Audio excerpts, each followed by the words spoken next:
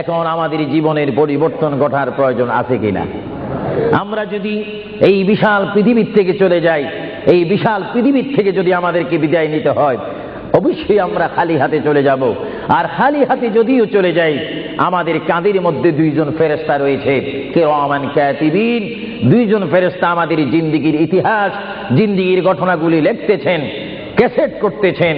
আমরা যেন এমন ভাবে কবরে যাই, এমন ভাবে হাসরের ময়দানে উঠি, আল্লাহ যে দায়িত্ব দিয়ে আমাকে আপনাকে এই বিশাল পৃথিবীর বুকে পাঠিয়েছেন, ওই মহান রব্বুল আলামিনের হুকুম আমার আপনার এই জিন্দেগীর মধ্যে, জীবনের মাধ্যমে বাস্তবায়ন করতে হবে কি হবে না?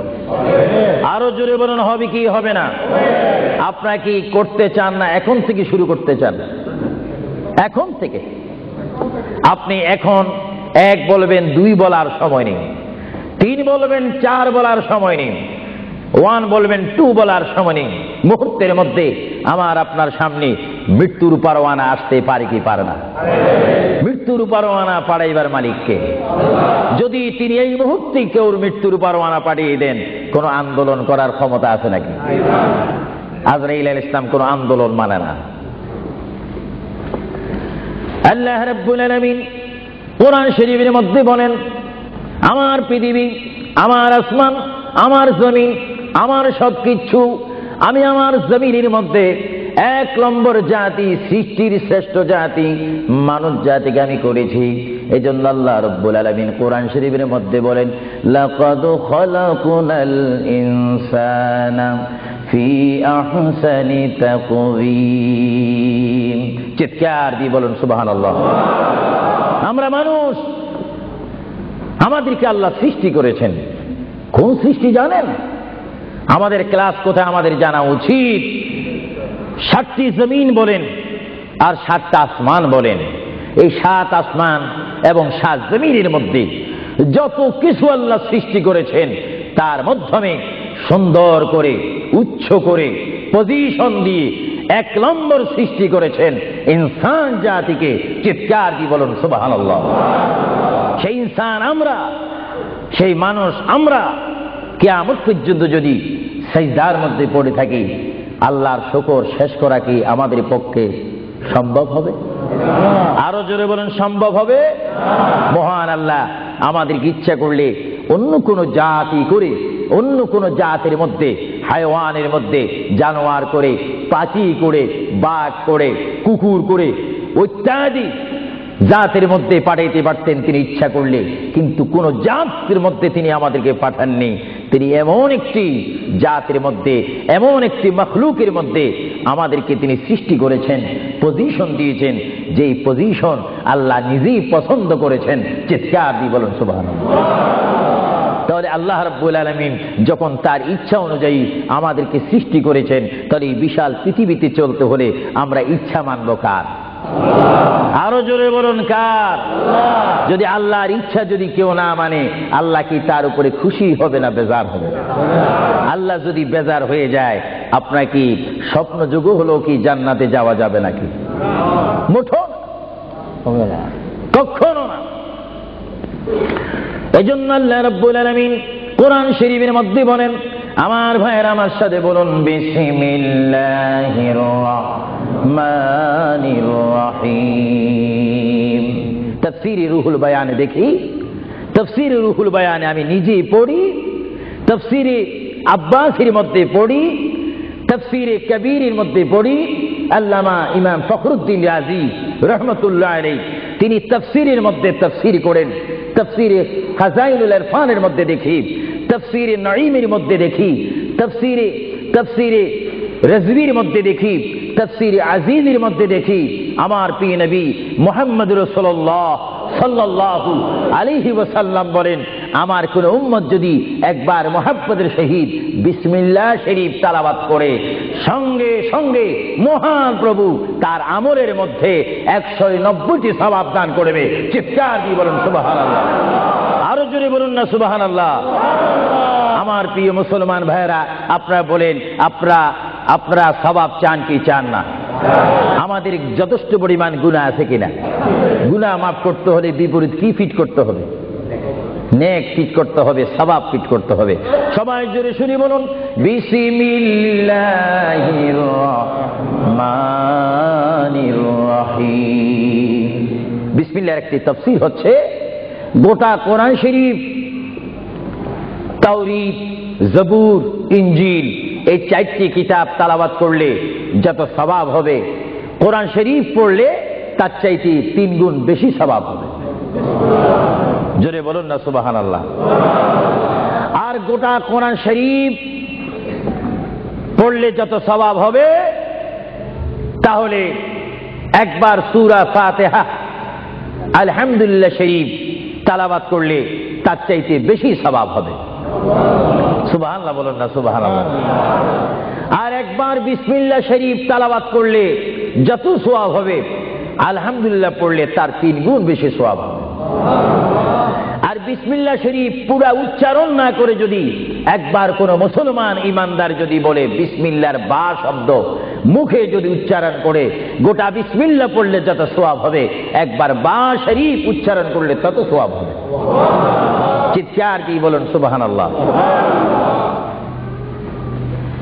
আল্লাহ রাব্বুল আলামিন আপনারা আগেই বলেছেন এই পৃথিবীতে আসার ইচ্ছা করেছেন আল্লাহ, আমাদেরকে ইচ্ছা করে তিনি পাঠিয়েছেন এবং তিনি আমাদেরকে আবার বিশাল পৃথিবীর থেকে নিয়ে যাবেন। এই জন্য আল্লাহ রাব্বুল আলামিন কোরআন শরীফের মধ্যে বলেন ওয়ামা খালাকুতুল জিন্না ওয়াল ইনসা ইল্লা লিয়াবুদুন। সুবহানাল্লাহ বলেন। আমার আল্লাহ বলেন আমি আমার পৃথিবীর বুকে সৃষ্টি করেছি জিন জাতিকে, আমি সৃষ্টি করেছি এবং ইনসান জাতিকে। এই দুটো জাতিকে একমাত্র আমি সৃষ্টি করেছি, তৈরি করেছি সুন্দর করে। আমার জমিনের মধ্যে আমার বান্দারা আমার ইবাদত করবে। জোরে বলেন সুবহানাল্লাহ। ভাইরা আমার, কোন সন্তান যদি তার পিতার কথা মানে, পিতা কি বেজার হয় না খুশি হয়? কোন সন্তান যদি তার মায়ের কথা মানে, তখন কি মা বেজার হয় না খুশি হয়? আর আল্লাহর বান্দা যদি আল্লাহর কথা শুনে, আল্লাহর বান্দা যদি আল্লাহর কথা মতো তার জীবনকে বাস্তবায়ন করে, আল্লাহর বান্দা যদি আল্লাহর হুকুম মোতাবেক তার জীবনকে যদি পরিচালনা করে, আমার আল্লাহ বলে বান্দারে জীবনে তুই আমাকে দেখলি না, আমাকে তুমি দেখলা না। বান্দা, আমাকে না দেখি আমার প্রিয় বন্ধু মুহাম্মদুর রাসূলুল্লাহ সাল্লাল্লাহু আলাইহি ওয়াসাল্লামের মাধ্যমে আমার পরিচয় পেয়ে আমি মহান আল্লাহকে যখন তুমি স্বীকার করেছো, আমি তোমার জন্য আটখানা ব্যস্ত রিজার্ভ রেখে দিলাম। জোরে বলেন সুবহানাল্লাহ। আরো জোরে বলেন সুবহানাল্লাহ। নারায়ে তাকবীর, নারায়ে রিসালাত। ভাইরা আমার, এই পৃথিবী আখিরাতের সমতুল্য 1 সেকেন্ড নয়। এই পৃথিবী ক্ষুদ্র একটি সময়। আল্লাহর প্রিয় নবী এজন্য পৃথিবীকে তিনি বলেছেন আদ-দুনিয়া মাজরাতুল আখিরাহ, আদ-দুনিয়া মাজরাতুল আখিরাহ। আল্লাহর প্রিয় নবী মুহাম্মদুর রাসূলুল্লাহ সাল্লাল্লাহু আলাইহি ওয়াসাল্লাম বারবার ঘোষণা দিয়েছেন, হে আমার সাহাবীরা, আমি তোমাদেরকে জানাই দিলাম, তোমরা তোমাদেরকে দাওয়াত পৌঁছাই দিলাম। এই দুনিয়া এমন একটি দুনিয়া, যে দুনিয়া হচ্ছে আখিরাতের সঞ্চয় করার একটি স্থান। জোরে বলেন সুবহানাল্লাহ। এই দুনিয়াতে যে যাই করবে তার ফলাফল সে হাসরের ময়দানে হাতে নিবে। আর হাসরের ময়দান এমন একটা কঠিন ময়দান হবে, যে ময়দানে যদি আল্লাহর বান্দাগণ ডাইন হাতে আমলনামা পায়, সে অবশ্যই মনে করতে হবে আমার জন্য জান্নাতের দরজা অপেক্ষা করতেছে। চিৎকার দিয়ে বলেন সুবহানাল্লাহ। আর যে বাম হাতে পায় আমলনামা, যদি কেউ বাম হাতে পেয়ে যায়, কোন নারী হোক, কোন পুরুষ হোক, রাষ্ট্রপতি হোক, প্রেসিডেন্ট হোক, মন্ত্রী হোক, ওসি হোক, ডিসি হোক, আল্লামা হোক, আল্লামাতুল ফাহামা হোক, ইসলামী চিন্তাবিদ হোক, অনিসলামিক চিন্তাবিদ হোক, যদি বাম হাতে আমলনামা পায়, আল্লাহ রাসূল বলেন উম্মত যদি তোমার বাম হাতে আমলনামা চলে যায়, অবশ্যই তুমি জাহান্নামী। আর যদি ডান হাতে তোমার আমলনামা পেয়ে যাও, তুমি অবশ্যই মনে করবে তুমি জান্নাতি। জোরে বলেন সুবহানাল্লাহ।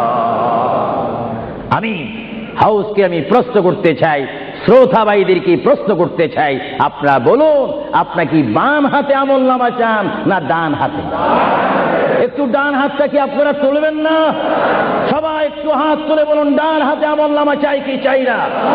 ডান হাতে আমাদেরকে আমলনামা দেওয়ার মালিককে? আরো জোরে বলুন, মালিককে। আর এই ডান হাতে আমলনামা যদি নিতে চাই, জান্নাতের সার্টিফিকেট যদি নিতে চাই, তাহলে এই ডান হাতে আমলনামা পেতে হলে এই জমিনে আল্লাহর হুকুম মানতে হবে। চিৎকার দিয়ে বলুন সুবহানাল্লাহ।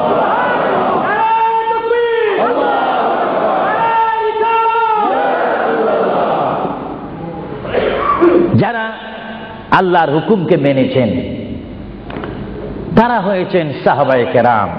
জোরে বলুন কি?